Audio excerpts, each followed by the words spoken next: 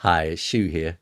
Now, I really love history and looking back at how things happened and how things have come to be. But I don't want to blame ancestors for the way that we are now, because I'm sure future generations will blame my generation for all the stuff that we've done. But I don't think that really helps. But history has lots of lessons to teach us. And history doesn't repeat, but it does rhyme. I'm English, I'm British, and I came into adulthood as the Great British Empire had really finally collapsed. But I was brought up on this tradition of rule Britannia, the Great British Empire. So we were taught all about the great East India Company and all the wonders that we did for people around the world, painting the map pink. And now everybody is tired and miserable and complaining. And the reason is the height of empire, we had money pouring in. And originally, this little band of people had gone out to India, a little company, the East India Company. It was just a little group of men who'd met in a coffee house, said, hey, let's go out to India and see if we can do some trade. And once they got there, they started making it bigger and bigger and bigger and bigger and bigger until in the end, they owned the ports, they had their own army, they owned just about everything. And all the traders in India were thinking, hey, this is great, this is great.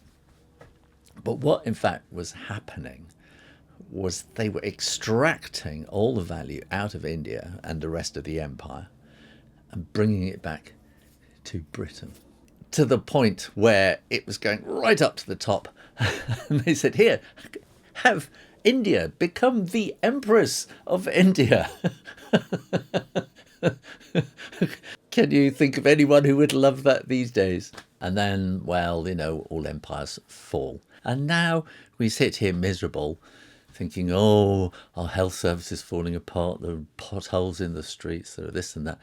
And it's because in the old days, we could afford all that because we'd extracted all this money. We had money to pay for everything, and now we don't. What's even worse is that once the empire started falling apart, we had brilliant ideas. We had Concorde, we invented computers, for goodness sakes, and we gave it all away.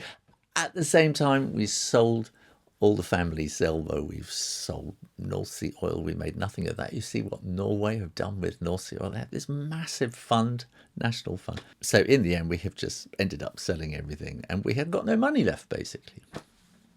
We do have our brains. So a similar thing has gone on in the creator economy. It's easy to think, oh, these evil platforms, they've screwed us over. Well, in a way they have, but they didn't set out to. So somebody had this brilliant idea. Wouldn't it be great to put videos up online? And I did this back in the 90s, tiny little videos, which were just jerky. And they took about 2 hours to upload. And then along came YouTube and, oh, right, okay, this is different. So I started out on YouTube in about 2007.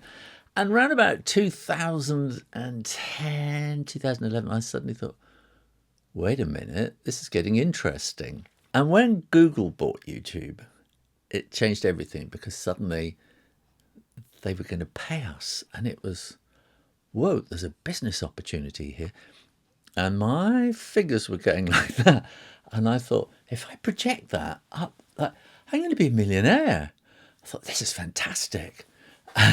So I bought into this whole idea.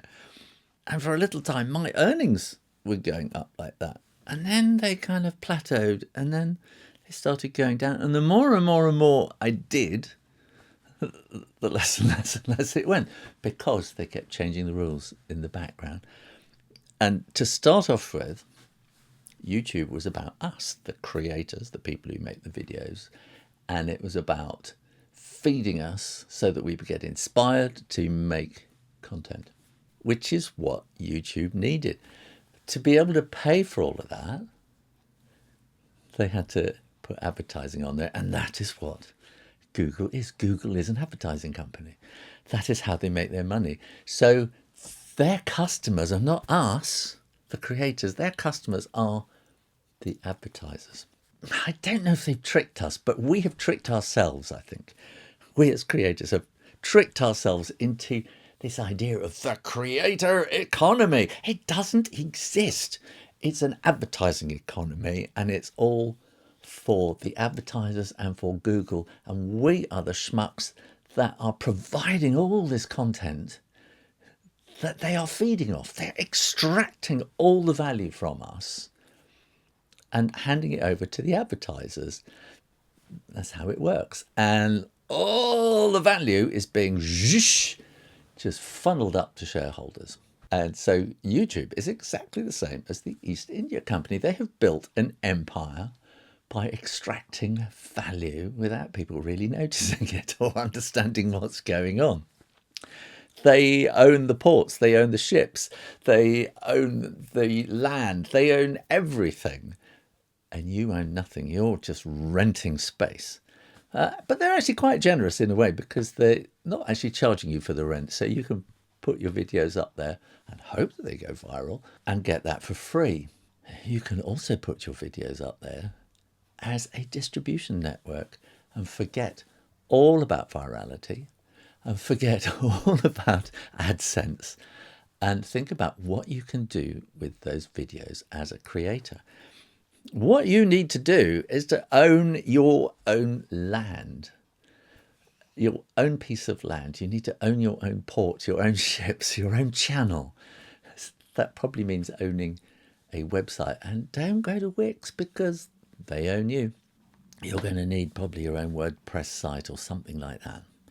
And instead of worrying about this huge, great billions of people out there, this sense of virality, that if you're lucky, you might get a viral video and off it'll go and you will be rich forever. I have a video on my drawing channel which totally distorts all the analytics. It's viral, it's probably up to about 6 million views or something, but it's constantly the #1 viewed video on my channel. And it's how to draw your own amazing signature. And I had the idea one day, because I thought, people don't know how to, that's how we used to do it. So I just did, this is how we used to do it, because nobody teaches you to do your signature. And so everybody wants to know, how do I design my signature? It has nothing to do with the rest of the channel and whatever else I'm trying to do with the channel. So it totally distorts it. So getting something viral isn't necessarily a good thing, because it screws up your mind as to what you should be doing. I suppose I should have just said, forget drawing, I'm going to make a signature channel, and made a fortune just designing signatures for people. But my message was, you can't get somebody else to design signatures. You have to do it yourself. So that distorted everything for me. Now, this channel is called A Certain Way, and I'm trying to really develop this idea of a certain way of doing things. And by that, I mean a sure and certain way that you know what's going to happen. And if you put all your eggs into one basket, one YouTube basket, they're going to keep breaking those eggs, I'm afraid. But if you say, YouTube is really useful as a distribution network, thank you, be really grateful for it. It's a fantastic opportunity. And this is another part of the certain way, is gratitude. Be grateful. YouTube is a fantastic thing. Thank you, YouTube, for being here. And I really enjoyed the journey so far, and see what happens now. The certain way is about creativity and not about competition. And YouTube is all about competition. You are competing all the time with this billions and billions of other videos and their algorithm and everything. You're trying to outwit that algorithm. It's competition. You're a creator. Be creative. As a creator, you don't need all those billions of people. You need a small community, a fan club, people who like what you do and want you to do more, and people who will support you to improve your skills and to keep creating the stuff you want to make and the stuff that they want you to make for them. And that is going to mean, as I said, building your own site. And it also means maybe getting off the platform every now and then, maybe going out into real life, meeting real people, doing shows or whatever. I don't know. Everything works differently for different parts of the creative world. We got police cars coming past. Let me wait a moment. It was a fire engine. Now I'm right at the beginning of this journey of the certain way, and I hope you click, join me, subscribe. I still want you to be part of this whole thing. So I'm still working it all out. It's really difficult to give you a complete answer and say, do this, because the world is changing rapidly thanks to AI. The whole question of copyright is changing. Everything is changing for creators. But what I would urge you to do is to rethink, twist your mind. Don't think about the creator economy. Think about you as a creator. Don't think about this massive competition out there. It's not a competition. It's a thing. You're trying to be creative. That is one of the essential differences about the certain way of thinking, is to be on a creative plane in your mind and not a competitive plane. As soon as you start feeling, oh, I want to keep it to myself, and oh, you're getting competitive. As soon as you're starting to think, hey guys, I've had an idea, you're on the creative plane. And the other thing which I have to keep pressing, I have to keep reminding myself, is gratitude. Just be thankful for what you have and for the opportunity that you have to be a creator.